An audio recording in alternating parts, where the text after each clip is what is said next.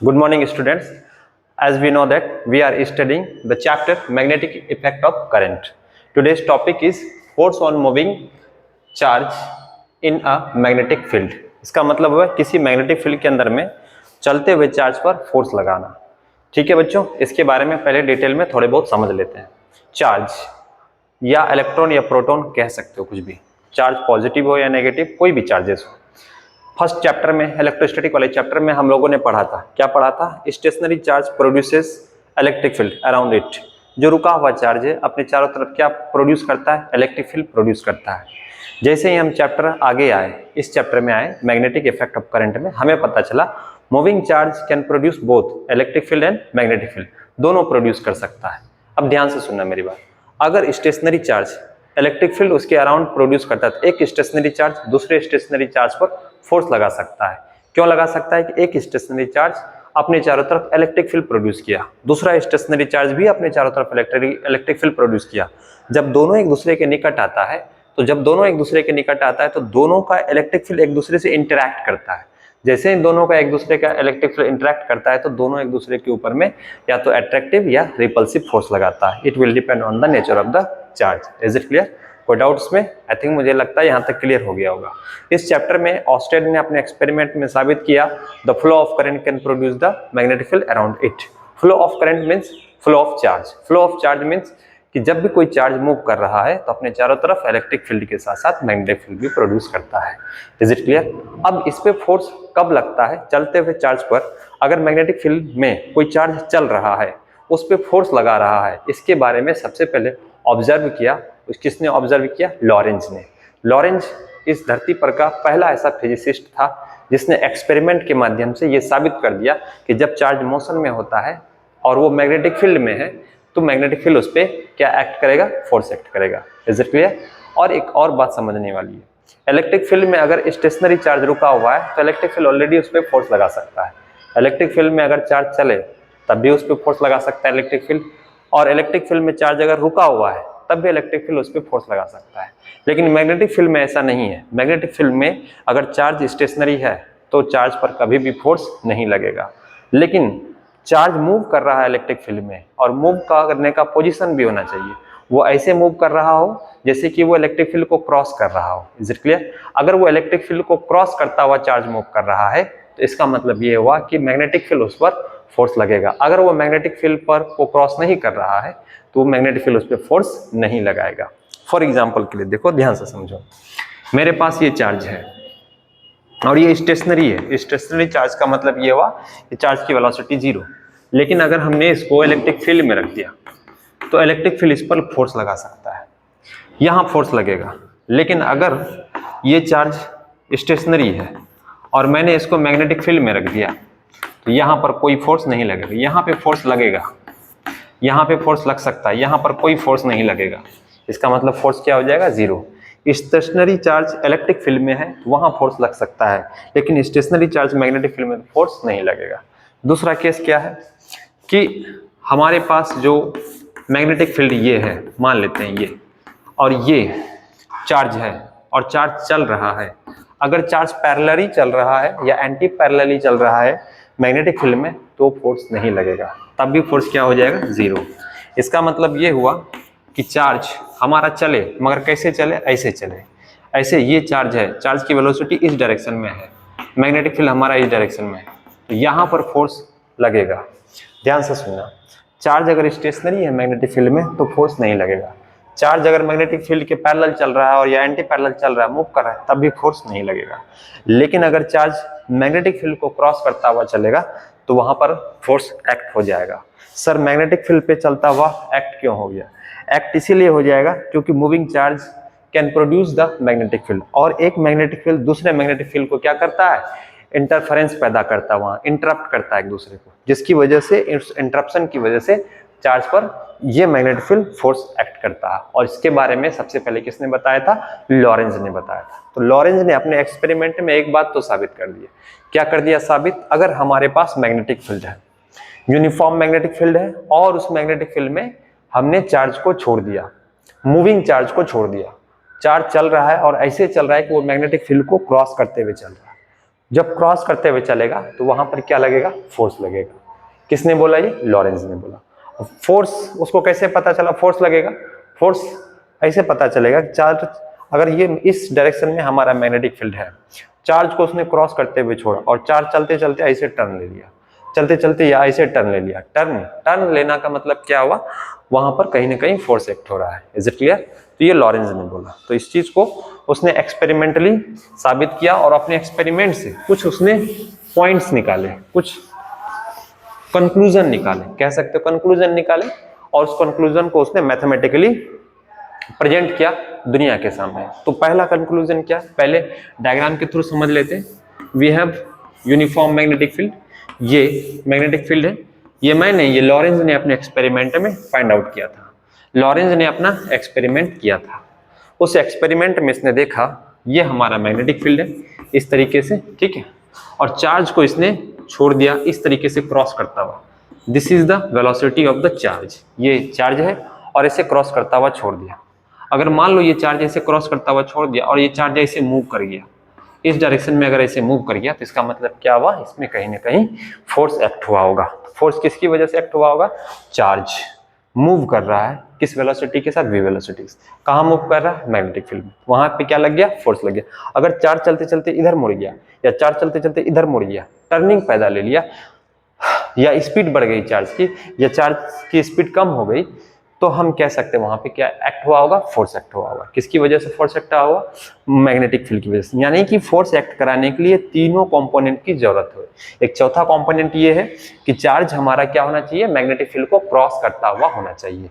तो चार कंपोनेंट याद रखना, हमारे पास चार्ज हो लेकिन उसमें वेलोसिटी हो, और वो मैग्नेटिक फील्ड को क्रॉस करे, कहां पे, मैग्नेटिक फील्ड में क्रॉस करे, तब उस पे क्या एक्ट होगा, फोर्स एक्ट होगा। ये चार कंक्लूजन लॉरेंज ने निकाला, उसी चीज को उसने मैथमेटिकली यहां पर प्रेजेंट किया। उसका कहना था अगर हमारा चार्ज ज्यादा है तो फोर्स पे उस पे क्या लगेगा, ज्यादा। उसने बोला वेलोसिटी को छोड़ो, मैग्नेटिक फील्ड छोड़ो, वेलोसिटी को कांस्टेंट रखो और मैग्नेटिक फील्ड को भी कांस्टेंट रखो, तुम चार्ज बढ़ा दो। क्या बढ़ा दो, चार्ज। 3 कूलम चार्ज का तुमने दिया, उसमें वेलोसिटी वही रखा, मैग्नेटिक फील्ड वही रखा, तुमने बदला नहीं। 3 कूलम के चार्ज को छोड़ दिया मैग्नेटिक फील्ड में इस तरीके से, तो वो ऐसे टर्न ले लिया, और उसकी जगह पे 5 कूलम के चार्ज को उसने फेंका, तो यहां से ऐसे टर्न ले लिया, पहले टर्न ले लिया। पहले टर्न लेने का मतलब हो गया, समझ लो कि ज्यादा फोर्स लगा होगा। और उसने 10 कूलम के चार्ज को फेंका होगा, एक्सपेरिमेंट में उसने देखा होगा, छोड़ा होगा मैग्नेटिक फील्ड में क्रॉस करते हुए, तो वो पहले उससे भी पहले टर्न ले लिया। तो इसका मतलब ये हुआ कि 3 कूलम वाला चार्ज आगे जाके टर्न लिया, 5 कूलम वाले चार्ज 3 कूलम से पहले टर्न ले लिया, और उससे कम वाले चार्ज 5 कूलम उससे ज्यादा वाला चार्ज और पहले टर्न ले लिया, और 10 कूलम वाला चार्ज और पहले टर्न ले लिया। तो इसका मतलब ये हुआ कि जितना ज्यादा चार्ज बढ़ाया जा रहा है, जल्दी टर्न ले रहा है। जल्दी टर्न लेने का मतलब ये हुआ कि वहां पर फोर्स क्या लग रहा है, ज्यादा। तो ये इसने पहला कंक्लूजन निकाला, ठीक है। फिर इसको हम मान लेते हैं 1, ठीक है। सेकंड में आते हैं, इसने दूसरा कॉन्सेप्ट ये दिया कि अब चार्ज को कांस्टेंट रखो, वेलोसिटी बढ़ाओ और घटाओ, और मैग्नेटिक फील्ड भी क्या रखो, कांस्टेंट। इसने बोला अगर चार्ज की वेलोसिटी बढ़ेगी तो फोर्स भी क्या लगेगा, ज्यादा। अब इसने बोला कि वेदर 5 कूलम हो या 6 कूलम हो, उसके चार्ज को बढ़ाना नहीं है, नहीं घटाना है। मान लो ये 5 कूलम का चार्ज है और यहाँ पर मैग्नेटिक फील्ड भी हमारे पास 10 टेस्ला का, उसको छोड़ दो, दोनों को रखा कांस्टेंट, वेलोसिटी बढ़ाया। पहले चार्ज को किस स्पीड से फेंका उसने, मान लो 10 मीटर पर सेकंड की रफ्तार से उसने वेलोसिटी से फेंका मैग्नेटिक फील्ड में, तो वो आगे जाकर टर्न ले लिया। थोड़ा स्पीड और बढ़ा दिया, 10 की जगह 15 कर दिया, तो पहले टर्न ले लिया। 15 की जगह उसने 20 मीटर पर सेकंड की रफ्तार से फेंका और टर्न ले लिया। उसने एक बात देखा, जैसे जैसे वेलोसिटी बढ़ाया जा रहा है, जैसे जैसे वेलोसिटी का जैसे 10, 15, 20 मीटर पर सेकंड हो गया, तो चार्ज बड़ी जल्दी टर्न ले रहा है, पहले ही टर्न ले रहा है। कम वेलोसिटी पे आगे जाके टर्न ले लिया, उससे ज्यादा पे पहले टर्न ले लिया, उससे भी ज्यादा पे पहले टर्न ले लिया। इसका मतलब ये हुआ कि जैसे जैसे उसने वेलोसिटी बढ़ाया, फोर्स भी उस पर ज्यादा एक्ट हो गया होगा।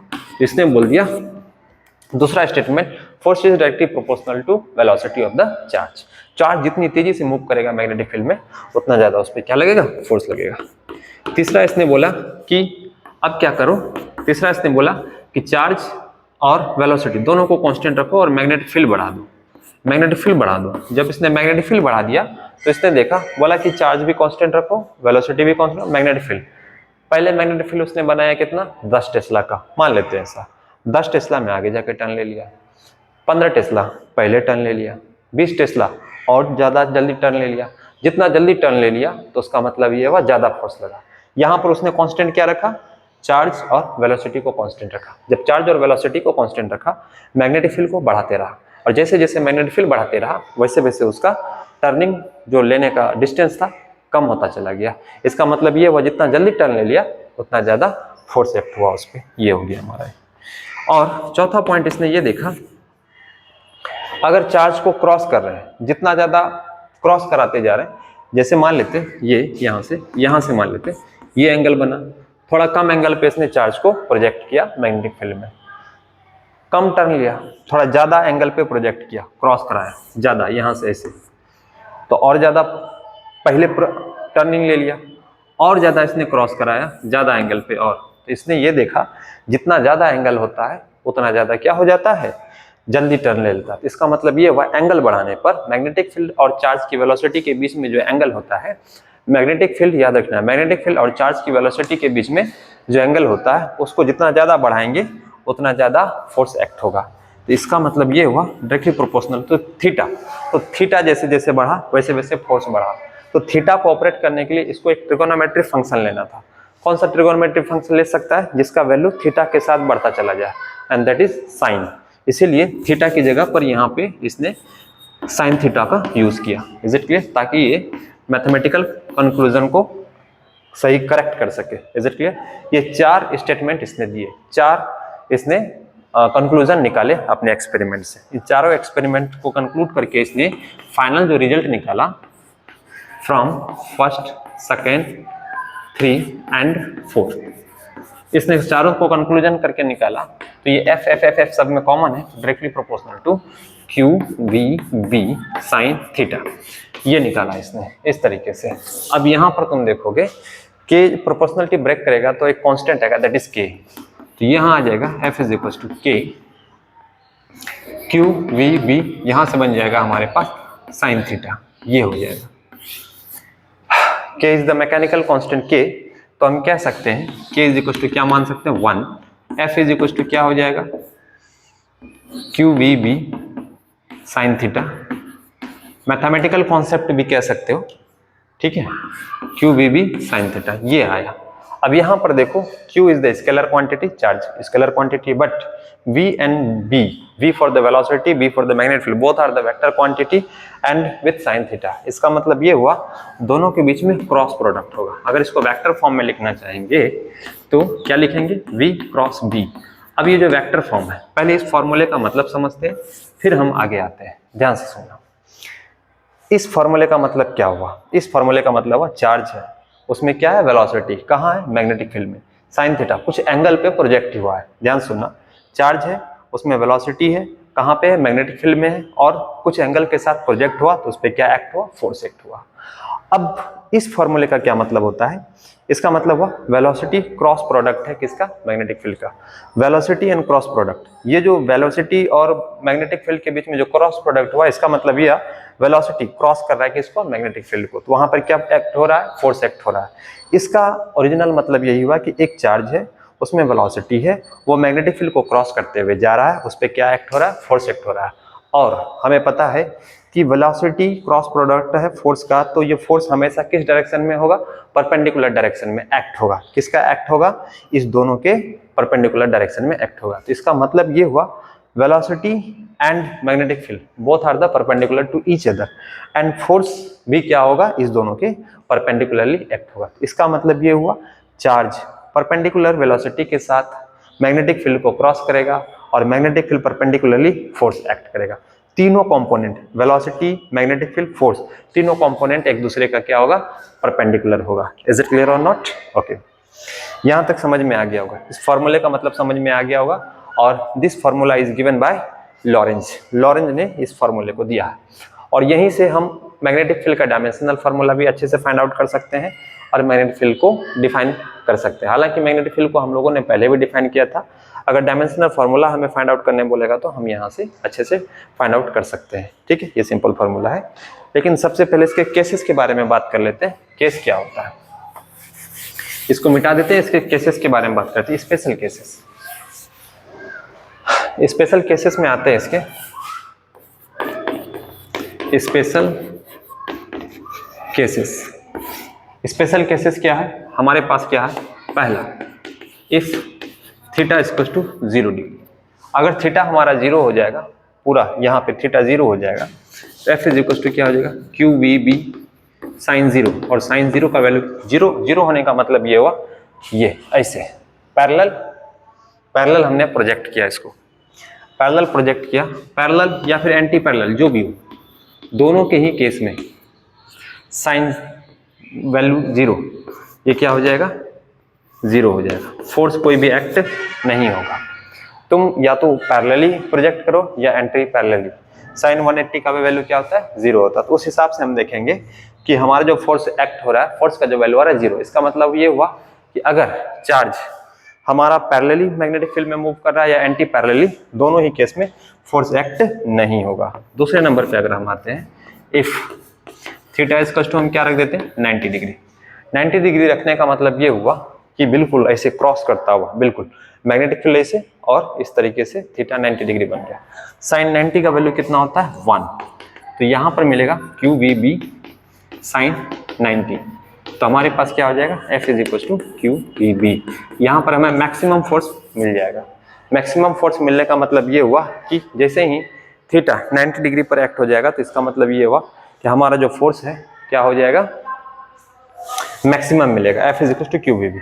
यानी कि चार्ज को हम किस तरीके से एक्ट करा सकते हैं, चार्ज को हम चार्ज को कैसे प्रोजेक्ट करेंगे, चार्ज को हम प्रोजेक्ट करेंगे क्रॉस करते हुए मैग्नेटिक फील्ड को। 90 डिग्री पर अगर डालेंगे चार्ज को क्रॉस करते हुए, तो इसका मतलब ये हो गया कि चार्ज हमारा क्या है, मैक्सिमम फोर्स एक्ट होगा उस पर, मैग्नेटिक फील्ड मैक्सिमम फोर्स उस पर लगाएगा। अगर हम बात करते हैं इधर केस 3 में अगर वेलोसिटी 0 हो जाएगा, चार्ज का वेलोसिटी अगर 0 हो जाएगा, तो एफ इज इक्वल टू क्या हो जाएगा, q इंटू 0 इंटू बी कर दोगे, सॉरी q 0 और b, तो उस तरीके से फोर्स भी हमारा क्या हो जाएगा, 0 हो जाएगा।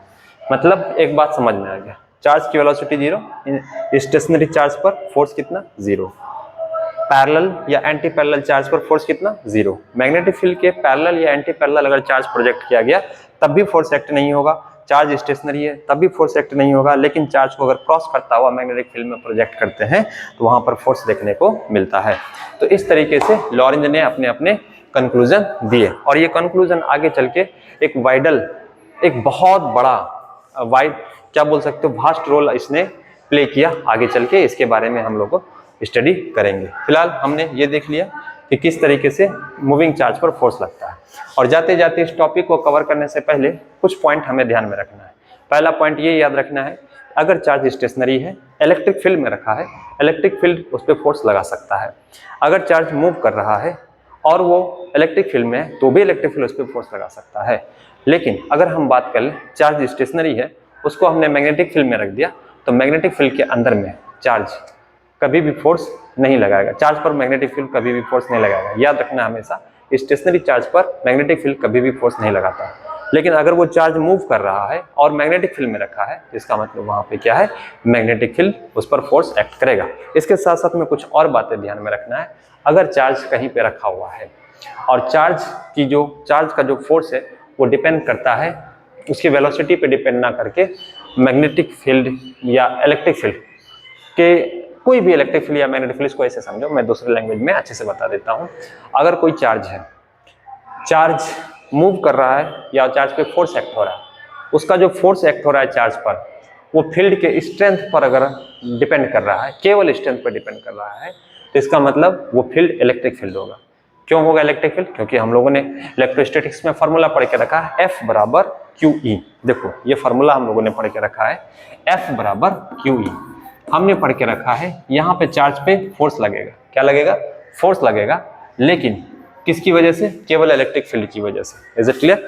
यानी कि फोर्स अगर फील्ड के स्ट्रेंथ पर डिपेंड कर रहा है, दैट मीन्स वो हमारा कौन सा फील्ड होगा, इलेक्ट्रिक फील्ड होगा। लेकिन अगर बात करें, अगर कोई चार्ज पे फोर्स एक्ट हो रहा है और वो फोर्स दो फैक्टर पे डिपेंड कर रहा है, वेलोसिटी पे और फील्ड के स्ट्रेंथ पे भी डिपेंड कर रहा है, दैट इज मैग्नेटिक फील्ड। वो हमारा कौन सा फील्ड है? Magnetic field. ध्यान से सुनना, अगर कोई चार्ज पे फोर्स एक्ट हो रहा है और वो फोर्स जो है वेलोसिटी और फील्ड के स्ट्रेंथ दोनों पे डिपेंड कर रहा है, तो जरूर है कि वो मैग्नेटिक फील्ड होगा, क्योंकि अभी हम लोगों ने पढ़ा F = QVB। Is it clear? Force act हो रहा है किस पे? मैग्नेटिक फील्ड और वेलोसिटी की वजह से। ठीक है, इन चीजों को ध्यान में रखना, कोई डाउट इसमें? इसे नोट करो अच्छे से और घर पे से रिवाइज करना। मिलते हैं नेक्स्ट लेक्चर में नेक्स्ट वीडियो के साथ, तब तक बच्चों रिवाइज करते रहना।